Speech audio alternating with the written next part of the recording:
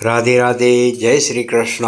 ભાવિ દર્શન યુટ્યુબ ચેનલમાં આપ સૌનું હાર્દિક સ્વાગત છે. નમસ્કાર દર્શક મિત્રો, આજના વિશેષ દૈનિક રાશિફળમાં આપનું સ્વાગત છે. આજે તારીખ 9 ફેબ્રુઆરી 2026 અને સોમવારનો પવિત્ર દિવસ છે. ભોળાનાથની કૃપાથી આજનો દિવસ કઈ રાશિ માટે ભાગ્યના દ્વાર ખોલશે અને કોણે સાવચેતી રાખવી પડશે તે વિશે આપણે ઊંડાણપૂર્વક ચર્ચા કરીશું. તો ચાલો જાણીએ.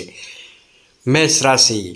મેષ રાશિના જાતકો માટે આજનો દિવસ નવી ઉર્જા અને ઉત્સાહ લઈને આવી રહ્યો છે. તમારી કાર્યશૈલીમાં નિખાર આવશે, જેનાથી તમારા ઉપરી અધિકારીઓ પ્રભાવિત થશે. જો તમે કોઈ નવો પ્રોજેક્ટ શરૂ કરવાનું વિચારી રહ્યા હોવ તો આજનો દિવસ શ્રેષ્ઠ રહેલો છે. ધંધામાં અચાનક નવી ડીલ ફાઇનલ થઈ શકે છે. પરિવારમાં સુખ શાંતિ જળવાઈ રહેશે. જીવનસાથી સાથે કોઈ જૂનો વાદ વિવાદ હશે તો તેનો અંત આવશે. ખાસ રાખવાની સાવચેતી. ડ્રાઇવિંગ કરતી વખતે ઉતાવળ ન કરવી અને ટ્રાફિકના નિયમોનું પાલન ખાસ કરવું. આર્થિક લાભના મજબૂત યોગ બની રહ્યા છે. બીજી રાશિ છે વૃષભ રાશિ. આજે તમારે મન પર કાબૂ રાખવાની ખૂબ જ જરૂર છે.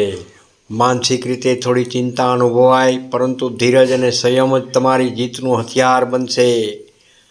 નોકરીમાં લાંબા સમયથી અટકેલા પ્રમોશનના સમાચાર મળી શકે છે. કર્મચારીઓ સાથે સુમેળભર્યા સંબંધો રહેશે. આજે બિનજરૂરી ખર્ચ પર કાબૂ રાખો, નહીં તો બજેટ ખોરવાઈ શકે છે. પેટની તકલીફ કે અપચો ન થાય તે માટે બહારનું ખોરાકથી દૂર રહેવું. ત્રીજી રાશિ છે મિથુન રાશિ. ભાગ્ય આજે તમારી પડખે ઊભું રહેલું છે. જે કાર્યોમાં વિલંબ થતો હતો તે આજે વેગ પકડશે. વિદ્યાર્થી મિત્રો માટે અભ્યાસમાં એકાગ્રતા વધશે અને સ્પર્ધાત્મક પરીક્ષાની તૈયારી કરતા વિદ્યાર્થીઓને સફળતા જરૂરથી મળશે. રોકાણ કરતા મિત્રો માટે શેર બજાર કે લાંબા ગાળાના રોકાણ માટે આજનો દિવસ અત્યંત અનુકૂળ રહેલો છે. પરિવાર મિત્રો સાથે સાંજનો સમય ખૂબ જ આનંદમય પસાર થશે. કોઈ મહત્ત્વના નિર્ણયમાં જીવનસાથીનો સંપૂર્ણ સહયોગ પ્રાપ્ત થઈ શકે છે. ચોથી રાશિ છે કર્ક રાશિ. કર્ક રાશિના જાતકો માટે આજે જવાબદારીઓનો ભાર તમારા ખંભા પર થોડો વધી શકે છે. સામાજિક અને પારિવારિક કાર્યોમાં વ્યસ્તતા રહેશે. કાર્યક્ષેત્રમાં કામનું દબાણ રહેશે, પણ તમારી મહેનત એળે નહીં જાય. દિવસના અંતે સફળતા મળતા માનસિક સંતોષ થશે. આધ્યાત્મિકતા, ધાર્મિક કાર્યોમાં રુચિ વધશે. કદાચ કોઈ મંદિરની મુલાકાત પણ થઈ શકે છે. સ્વાસ્થ્યની દ્રષ્ટિએ માનસિક તણાવને હાવી ન થવા દો. યોગ તેમજ પ્રાણાયામથી રાહત મળી શકે છે. પાંચમી રાશિ છે સિંહ રાશિ. સિંહ રાશિના જાતકો માટે આત્મવિશ્વાસમાં આજે જોરદાર ઉછાળો જોવા મળી શકે છે. તમારી નેતૃત્વ ક્ષમતાને કારણે તમને નવી તકો મળશે. વ્યવસાય, વેપારી મિત્રો માટે નફાકારક દિવસ રહેલો છે. કોઈ નવી ભાગીદારી થઈ શકે છે. પ્રેમ જીવન, જો તમે સિંગલ છો તો કોઈ ખાસ વ્યક્તિની સાથે મુલાકાત થઈ શકે છે. પ્રેમ સંબંધોમાં મધુરતા વધશે.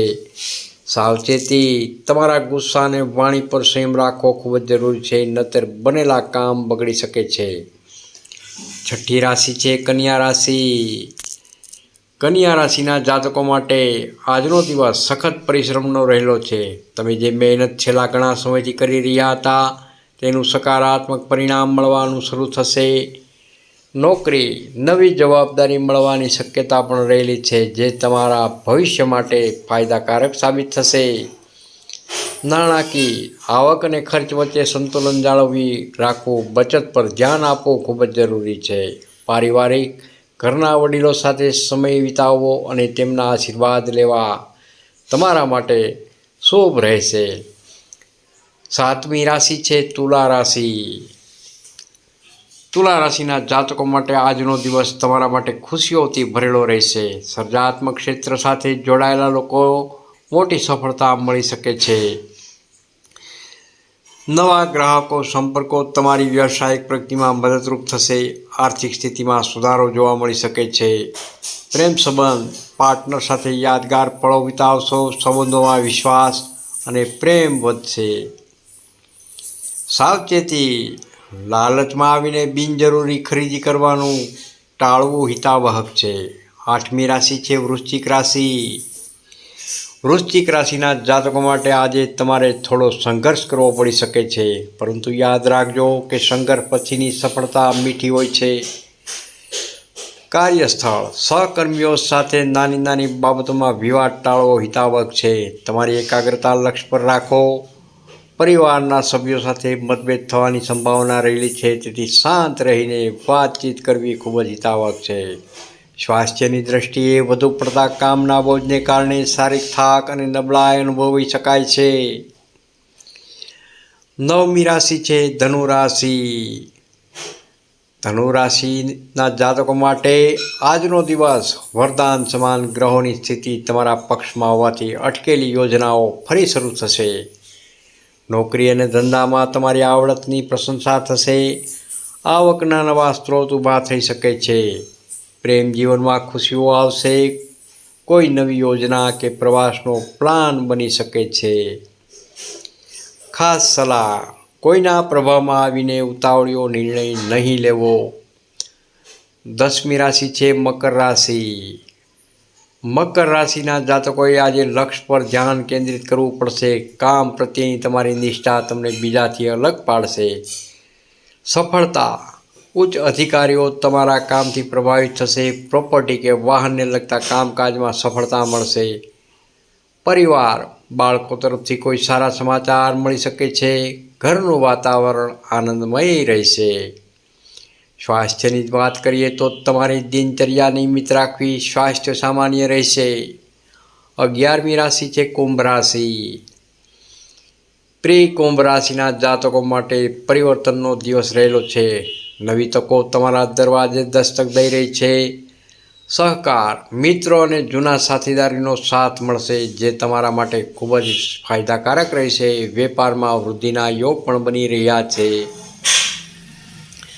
નાણાકીય, આર્થિક રીતે તમે સુરક્ષિત અનુભવશો. ક્યાંક રોકાયેલા નાણાં પરત મળી શકે છે. સાવચેતી, રસ્તા પર ચાલતા કે વાહન ચલાવતી વખતે સાવધાની રાખવી ખૂબ જ જરૂરી છે. છેલ્લી રાશિ 12મી રાશિ મીન રાશિ. મીન રાશિના જાતકો માટે આજનો દિવસ શાંતિ અને સંતોષનો રહેશે. તમારો ઝુકાવ આધ્યાત્મિકતા તરફ વધુ રહેશે. કાર્યસ્થળ પર તમારી મહેનતની કદર થશે. પ્રમોશન અથવા પગાર વધારાના સંકેતો બની રહ્યા છે. પરિવાર સાથે કોઈ સામાજિક પ્રસંગમાં જવાનું થઈ શકે છે. મન પ્રસન્ન રહેશે.